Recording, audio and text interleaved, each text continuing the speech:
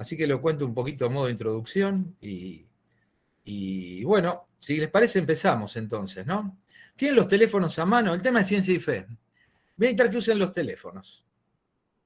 Yo voy a compartir pantalla, gracias Pablo Javier González, nos está apoyando con la parte tecnológica. Pablo, muchísimas gracias. Busquen en los teléfonos, yo ahora lo voy a poner en pantalla, un sitio que se llama, a ver si puedo, permítanme, menti.com, como mentira, menti.com.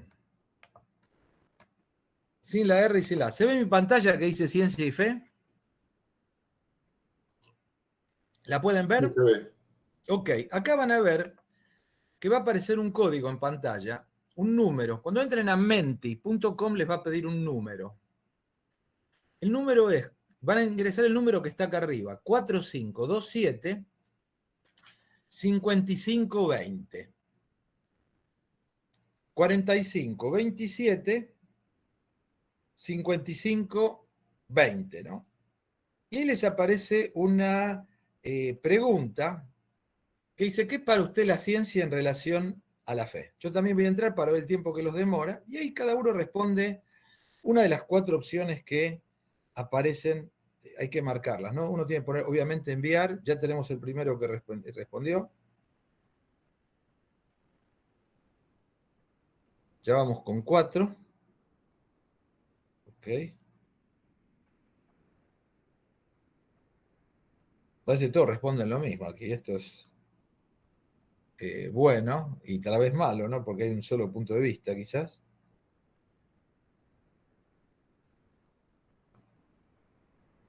Bueno, ahí tenemos a alguien que pone algo que genera dudas. Tenemos ya 10 respuestas. No sé cuántos participantes hay, pero es un número.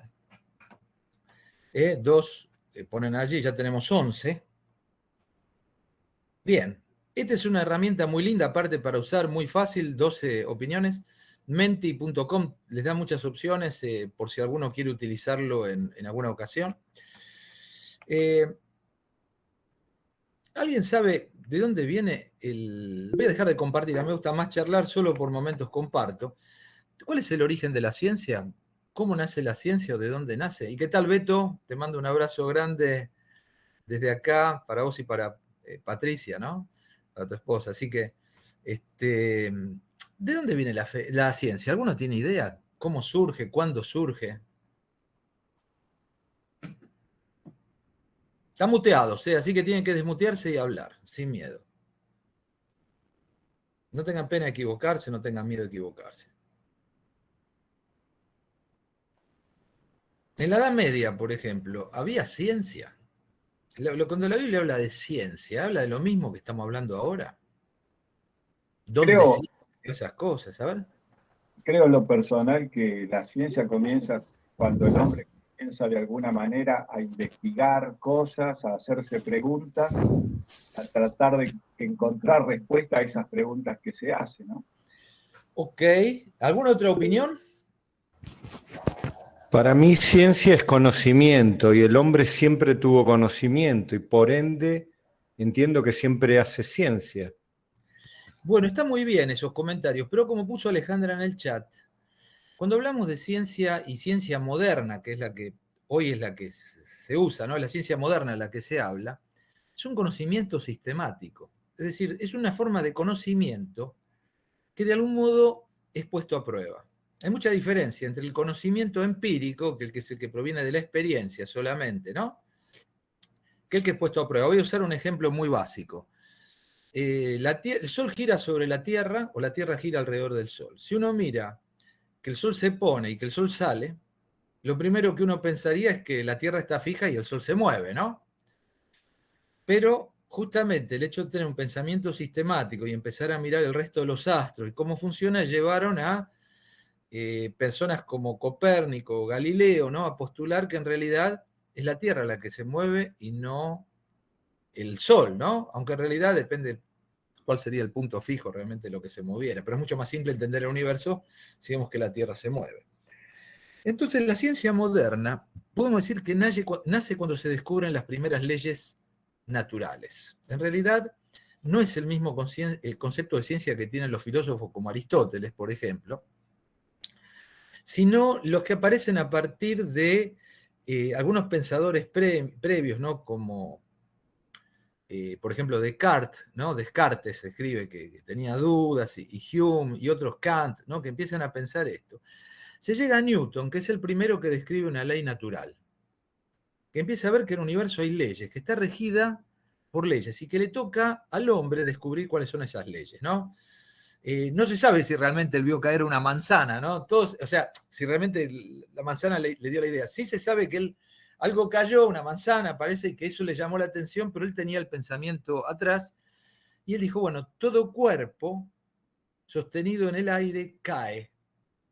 ¿Y por qué? Porque hay una atracción en el centro de la Tierra, ¿no? Y entonces descubre la ley de la gravedad. A partir de ahí, se empezó a trabajar de cuándo un conocimiento era legítimo. En realidad, la ciencia es una rama de la filosofía.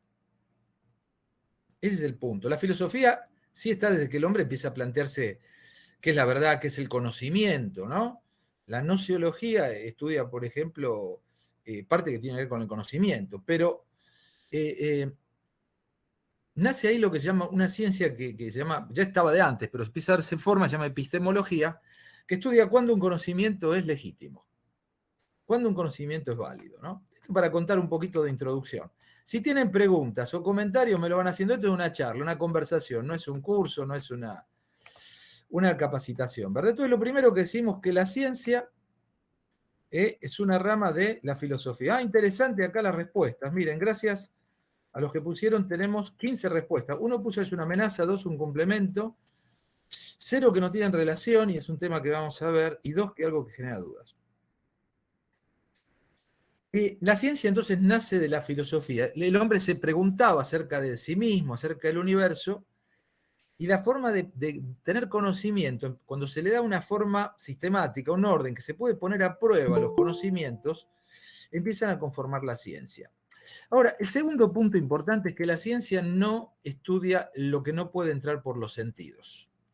La ciencia estudia exclusivamente el mundo material, el mundo que percibimos por los sentidos.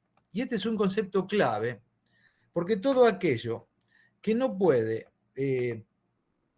percibirse por los sentidos no es objeto de la ciencia. La ciencia tiene un campo de trabajo, un alcance, un campo de enfoque, ¿no? Y es el mundo material. ¿Cómo percibimos el mundo material nosotros? ¿Cómo percibimos el mundo material? Adelante, ¿eh? Desmutéense, hablen, por favor. Por los sentidos. Por los sentidos, acá lo puso Alejandra, pero básicamente, la verdad, está bien, el olfato y el gusto lo usamos, pero lo usamos muy poco, ¿no? Usamos mucho más la vista, el oído, el tacto y las sensaciones que produce la piel, que es un sentido también, podemos llamarlo tacto, pero el frío o el calor es un sentido y no tiene que ver con los cambios de temperatura, no tiene que ver con algo que te toca, ¿no? Entonces, básicamente percibimos el mundo a través de los sentidos. Si algo no puede ser percibido por los sentidos, no es objeto de la ciencia. Por ejemplo, va a parecer raro lo que voy a decir, pero, por ejemplo, el amor no es objeto de la ciencia. Aunque trate de verse el fundamento químico, ¿no?, que puede haber, no hay una forma de poder medir el origen del amor. ¿Por qué una persona siente algo por alguien? O la compasión, o la honradez. Esos no son campos de estudio. Pueden ser campos de estudio, ya lo vamos a ver, de lo que se llaman ciencias sociales, que no son ciencias puras.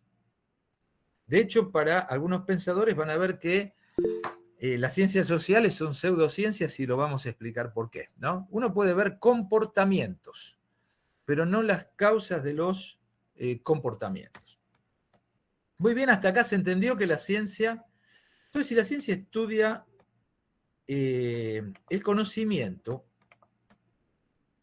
el mundo material, digamos, tiene que tener fuentes, ¿no? ¿Cuáles son las fuentes para estudiar el mundo material? ¿Cuáles eran en la antigüedad las fuentes que había para estudiar el mundo que nos rodeaba. Bueno, Dios era una fuente, ¿no? Aún en la Constitución todavía nos queda esa frase, fuente de toda razón, aparte de toda justicia, fuente de toda razón, que habla de que Dios era, de algún modo, la autoridad, ¿no? Lo que estaba escrito en la palabra de Dios en la Edad Media era palabra que no admitía discusión, y también la autoridad de los griegos. Esto fue muy fuerte hasta la Baja Edad Media, ¿no? El pensamiento de Platón, de Sócrates, de Platón, que en realidad el de Sócrates lo recoge Platón, ¿no? O de Aristóteles eran autoridades, ¿no? La palabra, la Biblia, era una autoridad indiscutida como fuente de conocimiento. Cuando llega el mundo moderno, a partir de Newton, digamos, pero ya con pensadores antes como, dije, Descartes, que es siglo XVI y XVII, ¿no? Nace a fines del siglo XVI y vive el siglo XVII. Kant, Hume, empiezan a tener peso dos cosas. Una es la razón humana, y ojo, los filósofos le dan mucho valor, pero su palabra no era tomado tanto la razón, sino como autoridad, y la observación y la experiencia, que son dos cosas distintas. Es decir, la deducción y la experimentación. Quiero decir algo aquí con respecto a la autoridad de los filósofos, ¿no? Por ejemplo, Aristóteles, él intuía o decía que había pruebas de la existencia de Dios, ¿no? Del punto de vista del mundo natural. No se refiere a un Dios personal, el Dios que nosotros hablamos de la Biblia, pero simplemente habla de la existencia de un Dios, y él tenía pruebas, citó 9 pruebas, yo voy a mencionar algunas. Por ejemplo, decía, no hay orden sin inteligencia. Si hay un orden es porque hay una mente detrás, una mente creadora, ¿no? No hay vida sin otra vida. No hay movimiento sin impulso, ¿no? Si algo se mueve es porque alguien lo empujó, ¿no? De algún modo había un conocimiento, digamos, primitivo, no sistemático, basado en la razón. El salmista, ¿no? Aunque es poesía, en el Salmo 8 uno dice, cuando veo los cielos, la obra de tus dedos, la luna y las estrellas que tú formaste, digo que es el hombre, ¿no? Para que tengas de él memoria, y el Hijo del Hombre para que lo visites, ¿no? Habla de una mente creadora, ¿no? Pero cuando llega lo de que contaba de Newton y todo este cambio del pensamiento, empieza a tener preeminencia la razón, a buscar la lógica, ¿no? Para aplicarse al conocimiento. Y estos son pensadores europeos. Los europeos le dan mucho valor a la razón. Y desde la razón, un método que se llama la deducción. ¿Qué es la deducción? Es un método que dice, yo tengo un principio general y de ahí lo aplico a lo particular. Yo encuentro algo que se repite y lo aplico a casos particulares, ¿no? Por ejemplo, todos los objetos sostenidos en el aire caen hacia el centro de la Tierra. Entonces, cada vez que haya un objeto que esté suelto, para mí, cayó por esa ley. ¿Se entendió esta explicación? Hay principios, reglas generales, buscan reglas generales para que tengan validez en lo particular. Claro, estas reglas entran en crisis. Por ejemplo, ¿no? Esta que estábamos hablando. Sí, los matemáticos antiguos usaban la razón y la lógica. Antes de Descartes, por supuesto. No estoy diciendo que no, lo estoy diciendo que está aplicado en forma sistemática al conocimiento del mundo natural, pero en forma ordenada. En una forma que resista a pruebas. Justamente vamos a ver cómo avanza la ciencia. La ciencia avanza por desafiar esos enunciados, esos conocimientos. Hay una diferencia muy grande entre conocimiento y verdad que enseguida vamos a ver. Pero, por ejemplo, usando el ejemplo de Newton, ¿no? De la ley de la gravedad, que todo objeto cae a una velocidad, ¿no? Creo que, si no recuerdo mal, se acelera a 9.8 metros por segundo, ¿no? Ahora, vos en el agua tirás algo y no cae a esa velocidad. Entonces ya se empieza a decir, bueno, ¿qué validez universal tiene esto? ¿No? Y empieza la discusión, ¿no? Y hay cosas que flotan, ¿no? Entonces empieza a discutirse. El otro método nace en Inglaterra. Se usa mucho más, lo usan los ingleses, que es el método inductivo. ¿Qué es la inducción? Esto fue, digamos, creado el método por uno de los, de apellido Bacon, ¿no? O Bacon, Roger Bacon creo que es, no Francis Bacon, Roger Bacon creo que es el que lo hace, que él dice, a ver, para que algo tenga validez más universal, tenemos que hacer experimentos y ver un número pequeño de casos. ¿Cuánto da? Cuanto más grande, más validez. Y si esto, en estos casos, esto se cumple, entonces le podemos considerar una ley universal, ¿no? Por ejemplo, pongo a prueba, voy a usar un experimento feo, pero por ejemplo agarro ratones y les inyecto una sustancia. Y veo en qué momento la mayoría de los ratones mueren con esa sustancia. Entonces con eso yo puedo saber hasta cuánto un ratón tolera de esa sustancia, ¿no? Y veo el ratón pesa tanto, todo lo extrapolo al hombre, multiplico por el peso del hombre, hago una regla de 3 para compararlo con el peso del ratón, entonces pruebo en el hombre ese medicamento. Luego un número de casos, quizá no pasa nada y funciona, pero en grandes poblaciones puede fallar, ¿no? Pero de algún modo el método inductivo es el que hoy se usa más en la ciencia. Es el método de los experimentos. El caso, todos conocen el caso de la talidomida, ¿verdad? O no sé si lo conocen algunos, para usar un ejemplo. Fue una droga que se usó, Beto, como pediatra quizás viste casos, ¿verdad? Yo tengo un par de amigos con amelia y meromelia, chicos que nacieron con brazos hasta la mitad o sin brazos.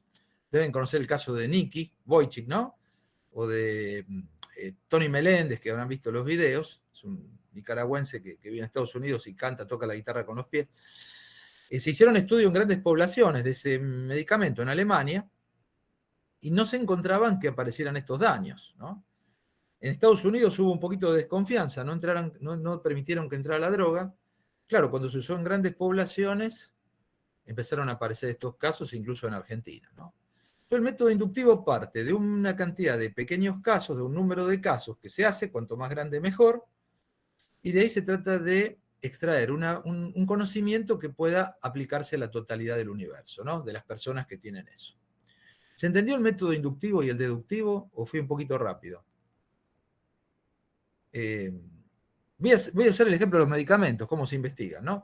Lo primero, cuando se patenta una droga, un medicamento, más o menos, en el año se patentan menos de 30 moléculas nuevas. Es muy cara la investigación, ¿no? Entonces lo primero que hacen es aplicarlas en animalitos pequeños, en mamíferos pequeños, ¿no?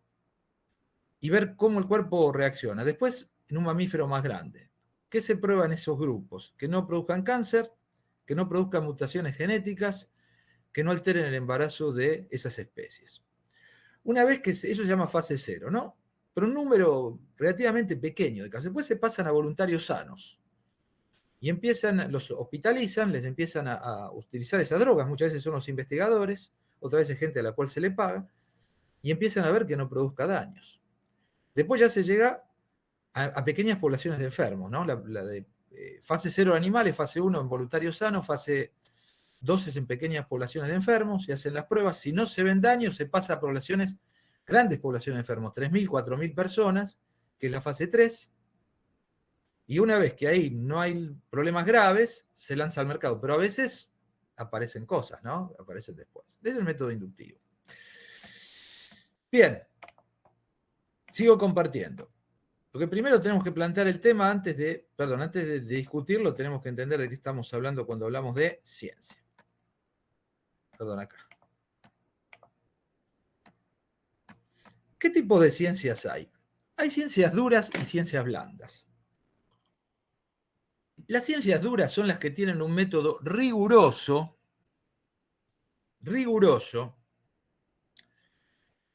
que permite que las conclusiones obtenidas puedan ser reproducidas en las mismas condiciones que fueron probadas originalmente. Lo repito, las ciencias duras obtienen conocimientos, ¿no?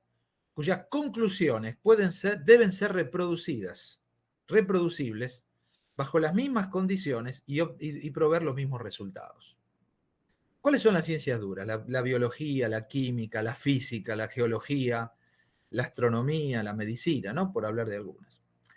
Las ciencias blandas ya son más cuestionadas porque no se puede reproducir las situaciones que estudian, ¿no? Vos no podés reproducir un hecho histórico. sucede una sola vez en la historia, ¿no? Podés ver un paralelismo con otro, pero es único. Entonces, utiliza otros métodos de estudio, no tan rigurosos, métodos que son mucho más discutibles. Entre ellas se encuentran la historia, la sociología, la política, la psicología. La economía tiene una parte dura y una parte blanda. Aclaro que hay una parte dura de la economía y una parte blanda que estudia el comportamiento humano, más vinculada con la microeconomía. Y de hecho, para algunos investigadores, las ciencias blandas no son ciencias. Porque no llegan a tener la rigurosidad que permita reproducir bajo las mismas condiciones las afirmaciones que se hacen, y por lo tanto es muy, muy difícil saber si se obtendrían las mismas conclusiones. Voy a hacer una aclaración más. ¿Cuál es el método o cómo funciona esto del método científico, ¿no? Primero se hace una afirmación. Ese enunciado se llama hipótesis. Cuando hablamos de método inductivo, ¿no? Cuando yo tengo un enunciado, tengo que ponerlo a prueba. Entonces se define un método para hacer un experimento. Una vez que se define uno o más métodos para el experimento, se hacen las pruebas. Y en base a los resultados, que insisto, tienen que ser medibles, objetivables, algo que pueda tener medición, no solo entrar por los sentidos, sino ser medible, se puede saber si esa afirmación era correcta o incorrecta, o era correcta en ciertos casos, ¿no? Es decir, el enunciado original, la hipótesis, tiene que ser puesta a prueba. Cuando el experimento confirma el enunciado, se habla de tesis. Cuando ya tiene mucha más fortaleza el conocimiento, se pasa ya después, cuando se desarrolla un conjunto de conocimiento al respecto, se habla de teoría, ¿no?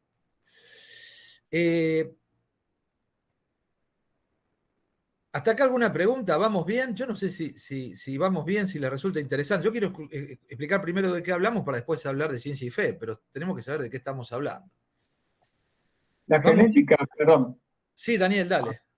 La genética tendría una parte dura y una parte blanda. ¿Cuál sería la blanda? Y la parte blanda, o sea, por un lado, vos podés reproducir la vida con un espermatozoide y un óvulo, teóricamente, pero el resultado, si bien va a ser un ser humano, no va a ser el mismo ser humano jamás. No, estoy de acuerdo, pero no se refiere a eso. Lo que te dice es que si vos, por ejemplo, usemos el caso de la clonación, ¿no? La clonación es un óvulo que recibe una descarga eléctrica y empieza a multiplicarse, a dividirse y a multiplicarse, ¿no? Vos lo podés probar una vez, 2 veces, 3 veces, te funciona, tenés un conocimiento, no importa que la oveja sea distinta. Es decir, el principio es lo reproducido. Si vos decís que tu enunciado es que la misma persona, por supuesto va a haber un error, ¿no? La genética, de hecho, es bien dura. Las técnicas que se usan para genética es bien dura. Y acá ya aprovecho para anticipar un tema. El principal genetista del siglo XX, el que director del proyecto del genoma humano de la parte pública, había 2 proyectos simultáneos, en Estados Unidos, uno en la parte pública y otro en la parte privada, se unieron para presentarlo a Bill Clinton en el año 2000, era una persona que era creyente, y se llama Francis Collins, un médico cristiano de familia atea, agnóstica, que él se entrega al Señor a los 25 años, ¿no? Si vos lees los libros de él, yo leí 2 libros de él, vas a encontrar cómo la genética es una ciencia muy dura. Por ejemplo, él cuenta en uno de los libros cómo hallaron el primer gen que producía cáncer de mama. Era una familia que las mujeres morían de cáncer de mama, ¿no? Y una de las mujeres ya se operaban preventivamente, se sacaban las mamas porque tenían el temor a tener la enfermedad. Y ellos, un día antes que la mujer que fue a consultarlo se opere, descubren que ella no tenía el gen, descubren cuál era el gen y que no lo tenía, ¿no? Y lo hacen a través de un método duro, un método de descarte que se sigue utilizando. En otro de sus libros, cuenta, esto en el año 2007 es el libro, hoy en día ya es más conocido, 15 años atrás, pero que había 3 empresas en Estados Unidos que vos le mandabas una muestra de tu ADN, ¿no? Agarrabas un palito con un hisopo, ¿no? Lo mandabas y los tipos te decían por $400 hasta de qué te podías morir. que tenías probabilidades. Interesante, él dice que hizo la prueba sin contar quién era y que las 3 empresas le acertaron bastante. Tuvo que mandar algo también de antecedentes familiares, pero por un estudio duro de genética, le decía lo que él sabía, ¿no? Algunas tenían algunos pequeños errores, pero en general con un grado, eso porque utilizan un método confiable, ¿no? Bien, excelente comentario, Daniel, gracias. ¿O algún otro comentario más? ¿No? ¿Preguntas? Dale, dale Alejandro, adelante, bienvenido. La clasificación que has hecho entre ciencias duras y blandas me parece pasar más por ciencias naturales y ciencias humanas, ¿no? Por la diferencia entre lo que es estudiar la naturaleza como objeto y la humanidad y las características de los seres humanos. Es correcto. Las ciencias naturales son ciencias duras. Pero ¿cuál es el problema? Las ciencias blandas también parten de la observación. El problema que tienen es que no se puede reproducir en general las mismas circunstancias. En algunos casos sí, lo que se llama el conductismo, por ejemplo, que es un estudio del comportamiento humano para muchas cosas, sí, en algunos casos se pueden reproducir las circunstancias. Pero el tema, por ejemplo, de Napoleón. La ciencia histórica estudia el caso de Napoleón, ¿no? Y lo que pasó, pero no te encontrás con otra situación igual donde vos puedas reproducir un fenómeno similar para decir si hubiera parecido lo mismo, ¿no? Todas las conclusiones que sacan son mucho más precarias, mucho más débiles, ¿no? Porque admiten mucha más discusión. Digamos, las personas que más estudiaron esto formalmente, el que más lo estudió en realidad es Karl Popper, que habrán escuchado de él, y un discípulo del argentino, Mario Bunge, que ya murió, pero Bunge llegó a decir que, no sé si se acuerdan, salieron los diarios hace unos años, psicoanálisis es pseudociencia, ¿no? Se refiere a eso, ¿no? Que hay mucho de interpretación aparte, que no te dan los datos en las ciencias sociales, que no necesariamente se derivan de los datos, que en cambio las ciencias duras sí en general, también o las ciencias naturales, ¿no? Las auténticamente naturales, como bien llamaste, sí se derivan de ellos. Excelente observación. ¿Alguna más? Excelente. Ok, avance un poquito más. Ya estoy terminando, o sea, voy a hablar porque traje unos temas para debate, no para exponerlos yo, ¿verdad? Es para escucharlos más a ustedes y dar algún punto de vista. Entonces, ya sabemos qué es una ciencia, qué métodos hay, el deductivo, el inductivo, el alcance que tiene cada uno. Y esto es fundamental. La ciencia no crea verdades, crea conocimientos. ¿Y qué es un conocimiento? Es una creencia. Es una creencia basada en evidencia que tiene estas características. Primero, que es sensible. Sensible, que significa que es adquirible por los sentidos, no que hay sensibilidad de que hay cómo me afecta, no, que es percibible por los sentidos. Segundo, que es medible. Tiene que poder ser medido, tener número, de alguna manera. Tiene que ser reproducible, es decir, yo pongo las mismas circunstancias, ese enunciado lo pongo a prueba, en las mismas circunstancias me tiene que dar el mismo resultado. Tiene que ser discutible, es decir, tiene que admitir que yo pueda proponer lo contrario para que sea válido. Si hay algo que yo no puedo proponer lo contrario, no es un conocimiento, ¿no? Si los que les interesa el tema, esto se lo llama en epistemología que el conocimiento tiene que ser falsable, es decir, que admita la hipótesis opuesta, pero que pueda discutirse. Y tiene otra característica más, que es precario. ¿Qué significa esto? Que el conocimiento cambia. La verdad es eterna. El conocimiento cambia porque es sujeto de discusión. Entonces lo repito, las características que tiene el conocimiento científico es muy distinto a lo que nosotros conocemos, los filósofos llaman verdad y también los teólogos. El conocimiento entra por los sentidos. Tiene que ser objetivable, medible, ¿no? A través de un método o más métodos. Tiene que ser reproducible. Yo hago el mismo experimento con esa información y me tiene que dar el mismo resultado. Tiene que ser discutible, que se permita pensar o imaginar que puede no ser así. Y precario, en el sentido que lo que es cierto en un tiempo deja de serlo el conocimiento tiempo después. Los métodos, ya lo mencioné, pero lo repito. El deductivo se basa en principios generales de los cuales se derivan conclusiones. Va de lo general a lo particular. Esto lo dijimos ya al principio. El inductivo es empírico, es decir, se basa en la experiencia. Estudia fenómenos, algo que se observa, ¿no? O se oye.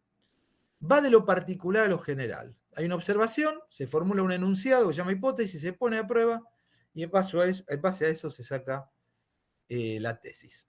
Dígame hasta acá, que ahora vamos a hacer alguna pequeña pruebita, qué comentarios, o si quedó claro la diferencia que hay entre, estoy compartiendo pantalla, perdón, entre la diferencia que hay entre conocimiento y verdad.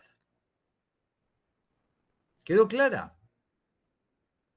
A ver, yo voy a hacer un ejemplo, ¿no?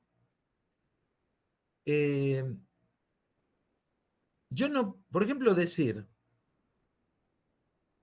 que la Tierra es redonda, ¿es una verdad o es un conocimiento?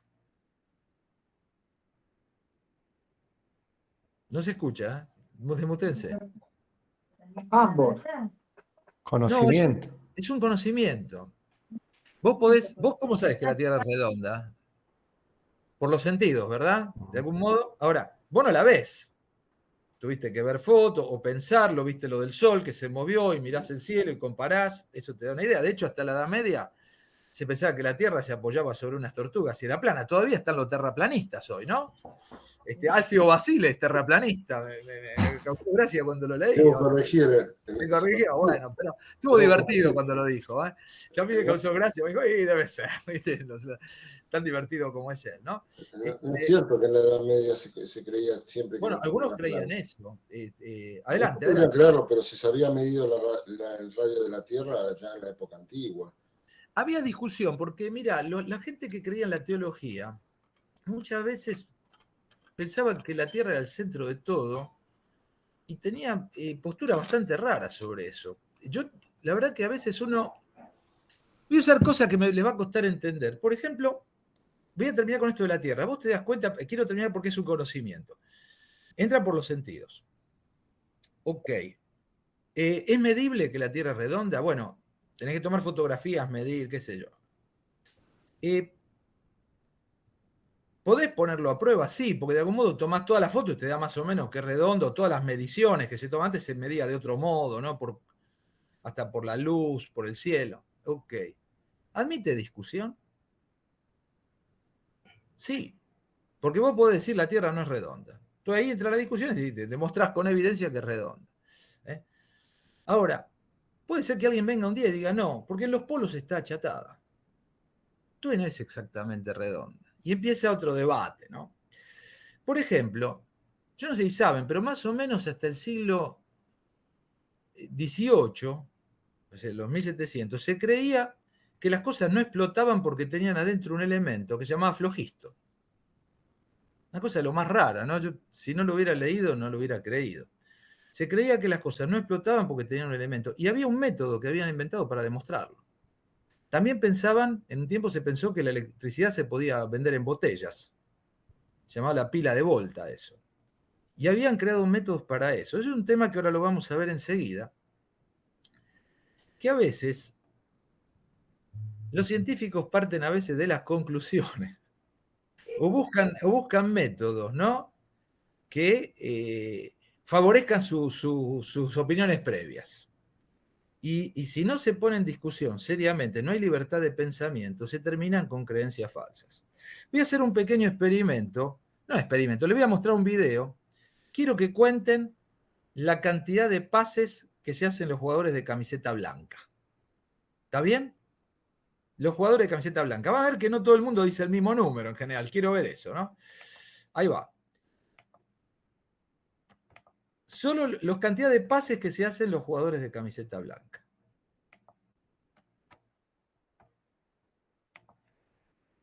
Ya va a empezar.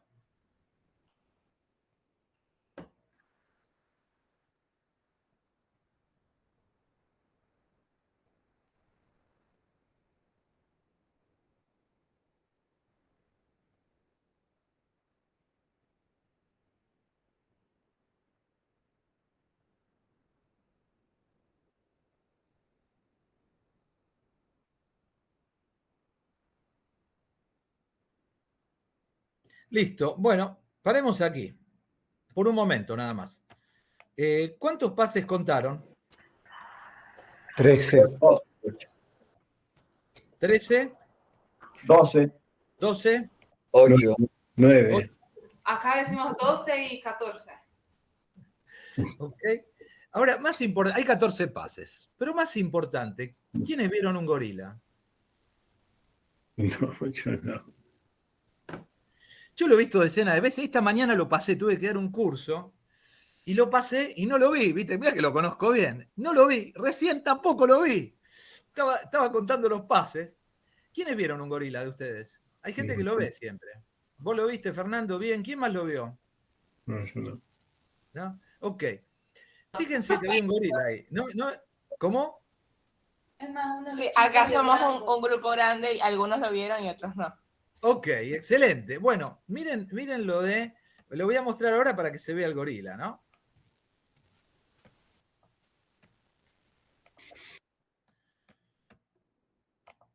Voy a seguir pasando.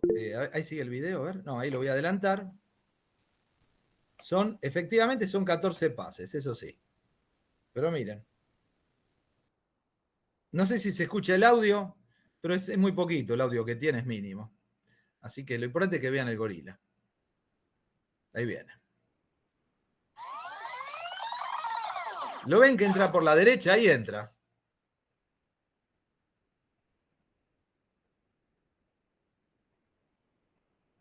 Y ahí se va, ¿no?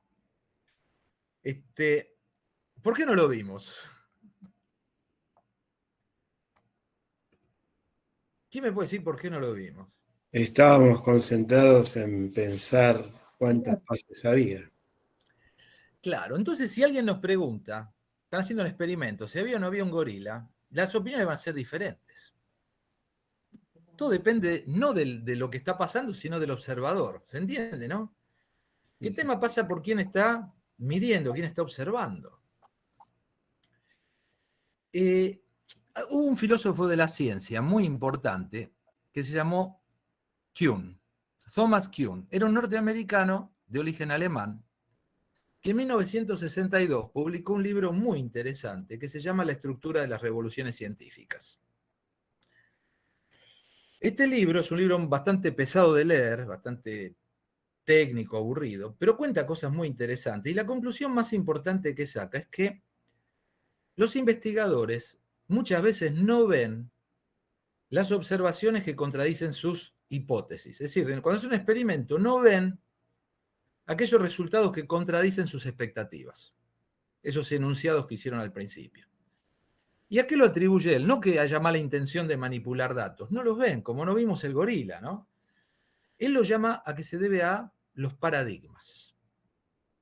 ¿Qué son los paradigmas? Las estructuras que tenemos de entender el mundo y de percibir la realidad. La forma que tenemos de ver las cosas.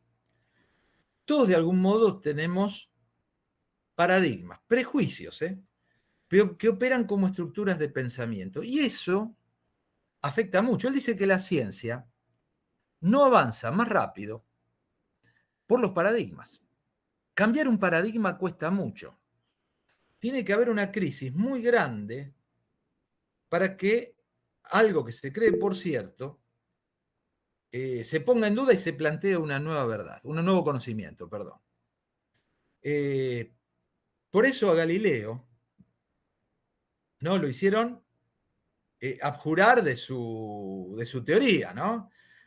Heliocéntrica, porque era una amenaza incluso para el pensamiento de su época.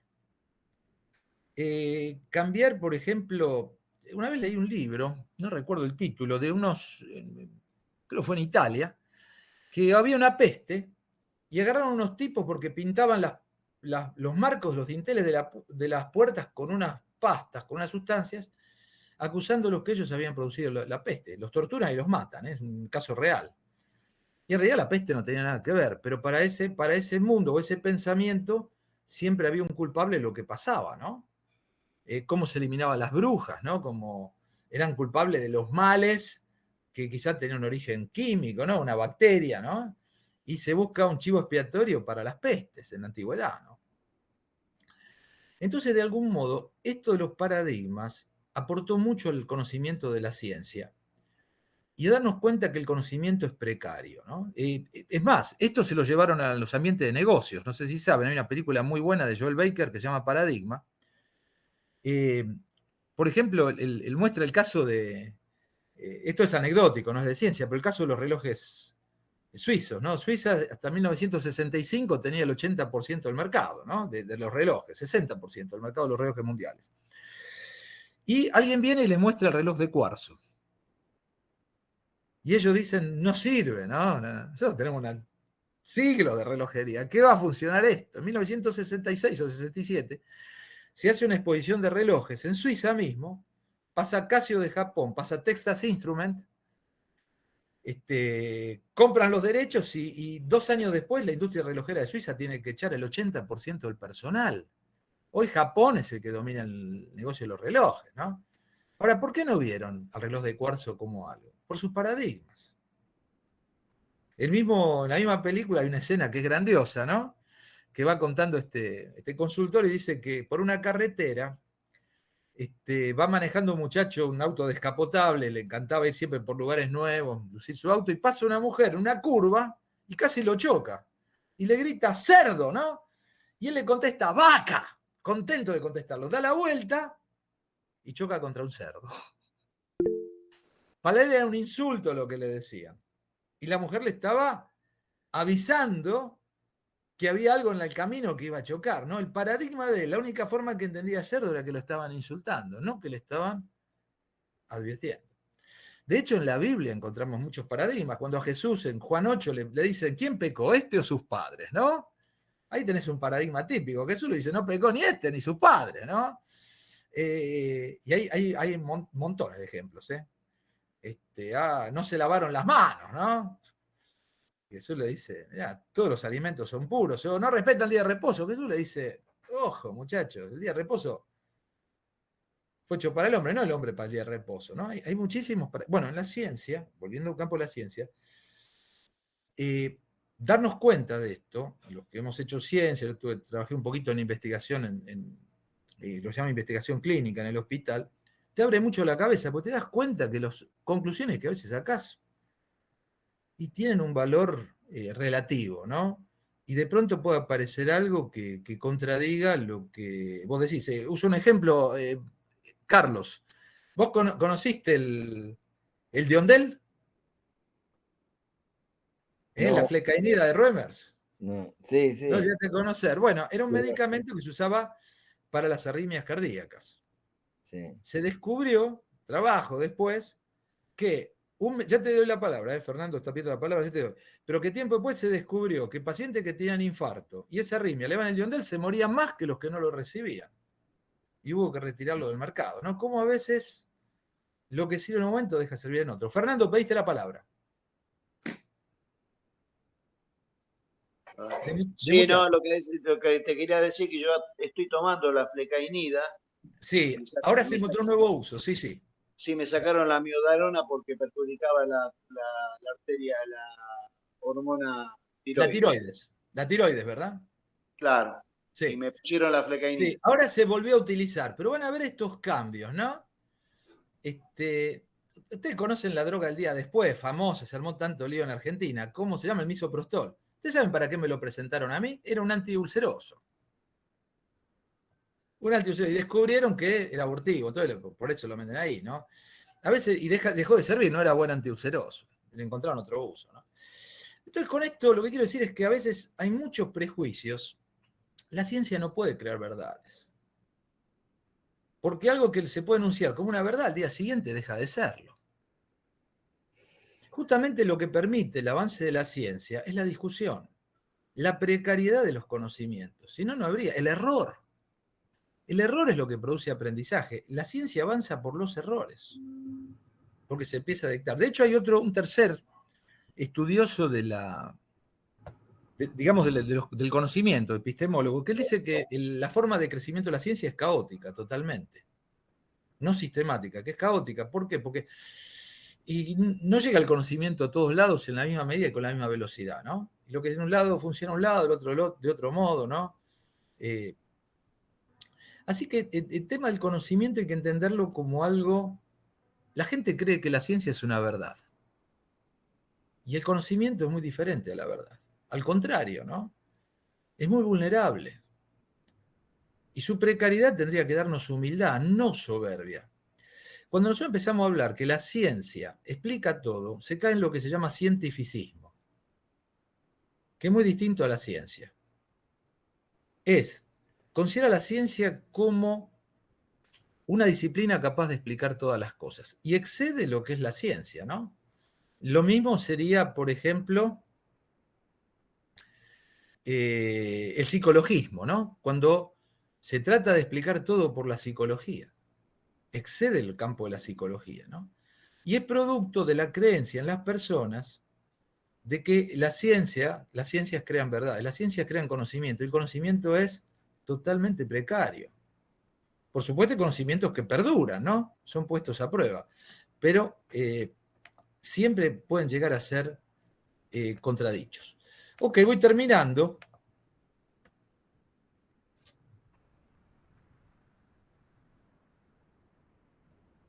Esperen que no encuentro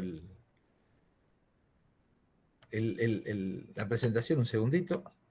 Ahí. Entonces,